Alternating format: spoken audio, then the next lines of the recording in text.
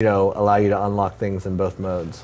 But it is a good way for a person who maybe is a little reluctant to go into the multiplayer because they think of it all hardcore. If you want to come in, learn about the upgrading system and things like that, and then also understand the map. Whether you are reluctant or not, if you want to kind of learn about the map, go in there, find the best places, and then go into multiplayer.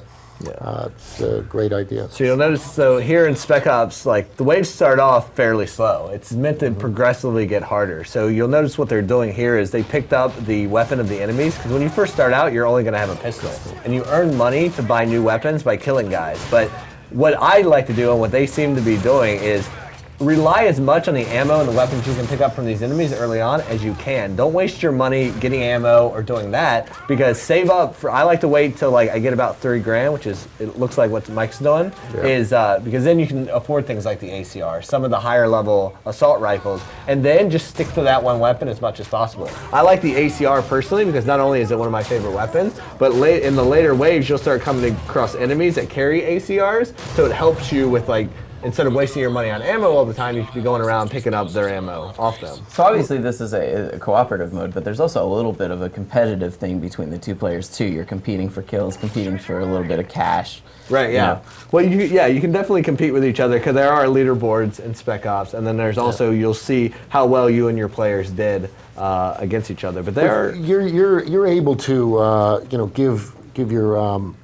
buddy some of the money. Yeah, so you'll see that there's a lot more sharing going on than probably the competitive. I'll admit that at the end of a round I look to see who has more kills, but sure, of course. You can't get through it if you guys aren't really talking. I mean, if you're going to just do nothing but compete with each other, you won't last very long. Plus you can revive, if one of you dies, you can revive them. So it's like I said, it's a true co-op. And as you progress through the levels, first in Wave 0, they didn't even have the option to buy guns. Now they've unlocked the option to buy guns as well as support equipment. Yep.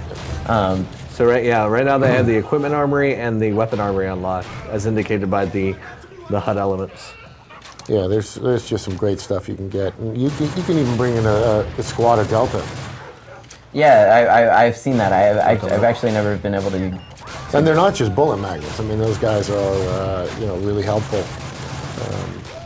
I love to get turret to lay down in some of these areas. Like we'll hang out in here. I know quite a bit. Is there a max level that you can reach in Spec Ops Survival? Like wave? Yeah, like in theory. Not that we know of. Infinite number of waves. Is there a internal sort of record being held currently? What's the highest right now? 38? So, 38 is internal, but I have heard 40. Wow. I thought someone said that really? XP went to 40 or 41. They are a liar. That's what I thought. But I'm sure once like you said, once you get it in the hands of a bunch of people, they'll. Once you find those super sweet spots that you can. Mine was 23. Yeah, the highest I've ever gotten is 22. I got to 23 solo. The day before yesterday. I found this spot on Resistance. I found the best thing to do is if you're playing solo, get in a spot where one place you can visually cover and the other place requires them to do some sort of mantling. Like on Resistance, I was up on this. Like in the back, I was up where they had to get to me, they had to climb up this dumpster, or they had to flank all the way around. So I could cover this point and then just listen to hear when they were climbing up the dumpster, so I could fire, then turn and fight. Have you gotten up to 30 yet with someone else? I don't think so, no. So you get good at reviving. Spec Ops is kind of a mode, obviously it's fun on its own, but it's also it seems like a good training mode for multiplayer in the sense that you jump in without playing against players, but you're still getting to experience the multiplayer maps themselves. Yeah, the multiplayer maps, you get to experience the weapons, how customized your weapon with attachments works. Idea of how certain perks work. Exactly. Yeah. It's a good learning tool. But obviously it's not meant to just be a learning tool. You've taken the time to put on all these missions. No, not at all. I mean, you see people when they start playing this thing, it is so addicting. You just want to keep coming back for more. It's a ton of fun. Are the one question I'm not sure whether you can answer or not is the missions in the previous Modern Warfare Spec Ops mode, they were just kind of unrelated, their own kind of thing.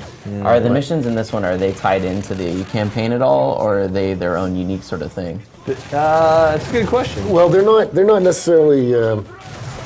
Oh, is that like my cue for not saying anything? No, I Oh, think you could say. Well, I mean, they're not necessarily tied into the, I guess The I'm more story, but we inclined to are say, is using there a it. narrative to them at all? you know? There's not a overarching narrative to all the missions, but they've done some really cool things with the missions that like they're themed well for the game, for the story. yeah, and the because levels. there are some that are completely unrelated, but then there are also some that tie into the events of the story, Mm-hmm. but show you it in a different way or let you experience. I'm trying not to swear. Well, anyway, Yeah, so I we can move on. We can move on. Let's there's move some on. cool stuff that ties So into yes the, and to the no. campaign. Okay. So how do the waves in Spec Ops mode? How exactly do they get harder? Is it just that on the 10th wave as opposed to the first wave, I'm fighting the same guy, but 100 of them, or is No, it, I mean it could be that way. Sorry. No, go ahead.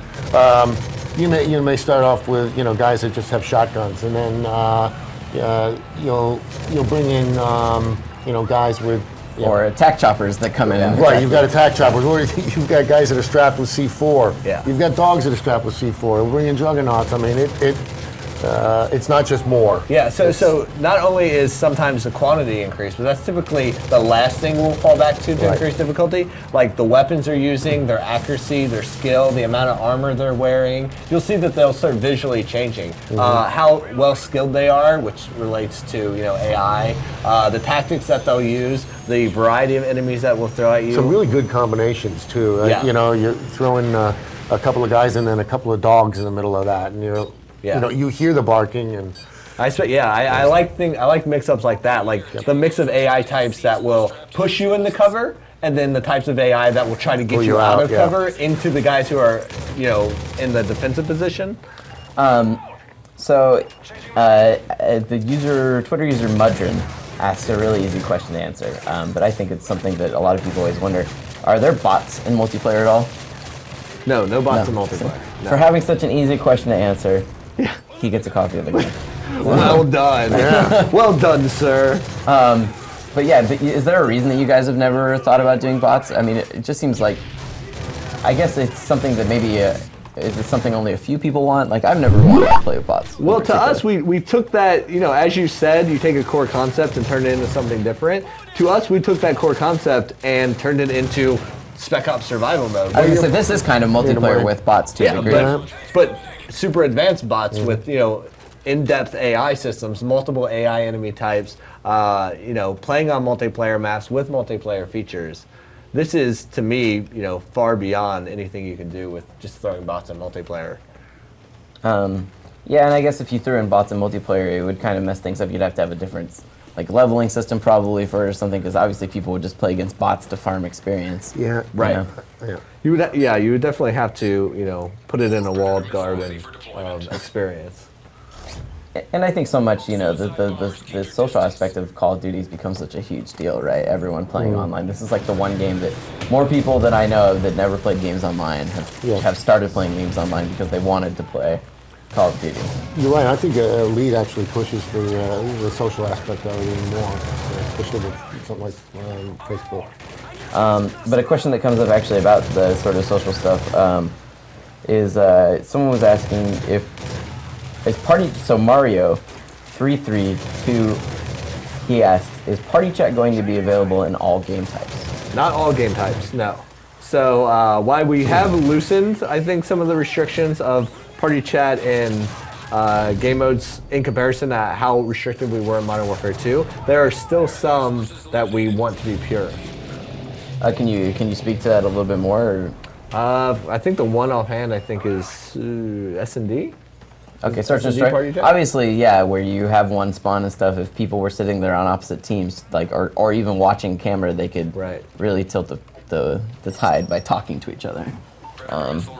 And I think that kind of just goes hand in hand with what you're saying. How much emphasis you guys have put on making sure that people aren't cheating in any